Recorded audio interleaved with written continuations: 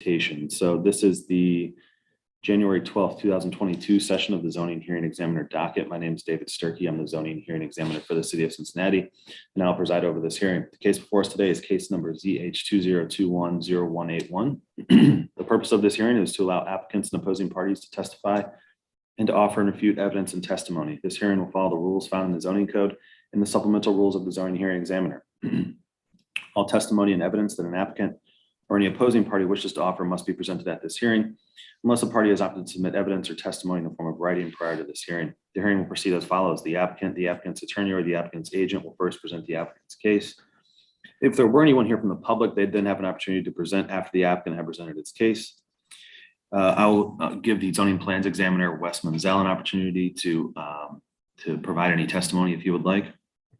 In the event any party testifies or offers argument in opposition to this application, the applicant will have an opportunity to rebut that testimony. And then finally, the applicant will have an opportunity to make any closing statements. So for our purposes here today, it looks like we have everyone is either with drawing department or with Losantiville Country Club. So however you all would like to orient the presentation is completely up to you. I'm pretty liberal about that. So one or all of you can speak in any order that you would like. And just to tell me about the project, why you think it's appropriate and why I should grant the conditional use. And then I'll give Wes Menzel an opportunity to provide any additional testimony on top of his staff report, and then give you guys an opportunity to respond to any of Wes's comments or make any closing statements, and then we'll close the hearing. After all presentations have been made, I will close the hearing. Decisions may be expected within 2 weeks. I may limit or exclude any testimony that I deem irrelevant or outside the scope of the application being considered. I may interrupt any speaker to ask questions or to make any comments. I may also refuse to consider hearsay testimony. That's generally evidence you want to introduce that consists of statements made by someone who is not present at this hearing. In the event of any technical difficulties or unforeseen circumstances with our video conferencing technology, I'll do my best to troubleshoot those on the fly, but to the extent there's something that prevents us from meaningfully going forward with the hearing, I may continue or postpone the hearing at my discretion. Okay, last thing I need to do is just swear in all of our witnesses. So if you intend on providing any testimony here today, making any statements, any comments, asking any questions, doing anything other than just strictly observing, then you need to be sworn in. If you're not sure if you're going to say anything yet, I can always swear you in midway through, but if you know you'd like to provide some comment, I'd like to swear everyone in right now at the same time. So if that is you, if you could take yourself off mute, I need everyone to raise their right hand and to answer out loud. Do you solemnly swear the testimony you shall give will be the truth, the whole truth, and nothing but the truth? Yes. I do. I do. I do. I do. I do. Great, thanks guys. Okay, so who's going to take the lead here on the presentation of the applicant's case? I'm happy to take the lead on it. It's Ron Novak with Drawing Department. Sure, the floor is yours. All right. Well, thanks for hearing us today. We've been here many times before, but I think this one's pretty simple. Long and the short of it is the country club that exists and has existed for quite some time would like to create a covered outdoor porch on the back of their building that exists. And they would like to essentially fill in an area between the extents of what already exists between the width and the length of their building at the turn or at the apex of their view of their main dining room and banquet facility. So that's why we're here. Anything that we do to the building, we need to come as a prerequisite, I would suggest, in front of the board. So we're here semantically to introduce the project to you. The scale of the project is, it's just a single story covered porch that's elevated up to the level of the first floor. So its scale and its proportion is compatible with the architecture, the gambrel style roofs that exist at the club. We tried to minimize its impact from any surrounding properties because you cannot see it necessarily from the street or any major thoroughfare. And we tucked it into, as I suggested, the area that existed between the limits of its building breadth already. So this is purely to extend the outdoor connection with the grounds, which is a country club golf course. There's other amenities in proximity that include a pool deck, a snack shack, tennis courts, pro shop, that sort of stuff. So it's all very compatible use-wise and with the operations of the club. And as I said, we're here simply as a formality because we have to be here. And we feel that it's very in keeping with the spirit and the integrity of the building. And it will pose no detrimental effects to any of the neighboring properties that are historically very far away from where we're located on site. Thanks, Ron. Hey, just for decision purposes, and sorry, Wes, if I missed this, approximately how far are we from the closest, private property outside of here, residential property? Do you have an estimate on that, or? Me, Wes? No, I'm sorry. No, that was for really anyone, but it was directed towards Ron. I was just saying, Wes, I wasn't sure if it was already in your report. I don't know if I actually noted that, but just look at the site plan. It's probably 200 to 300 feet from Losantiville, and as Ron mentioned, it's not visible from the street. Yeah, I'm trying to pull Cages up right now. My computer is being a little baffling, but I would have suggested that it was 300 feet to anything that is off of our property. But it's heavily wooded and treed, so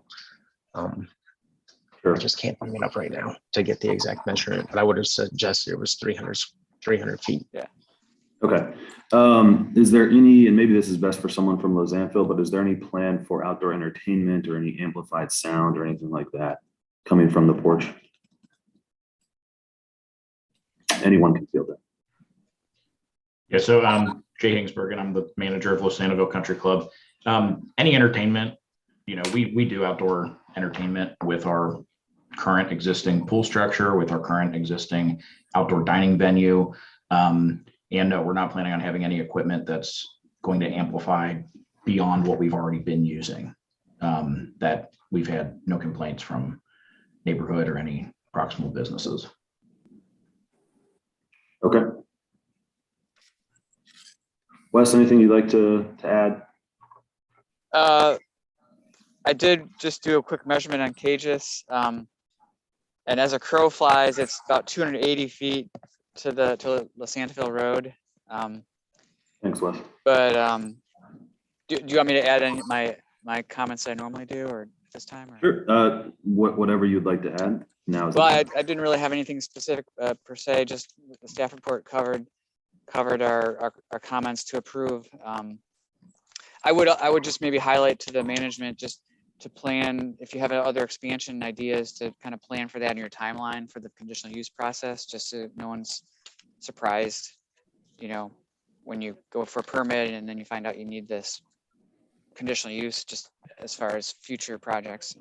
But otherwise, I think it's a reasonable proposal and designed to match the building and not going to impact anybody around there. So thanks.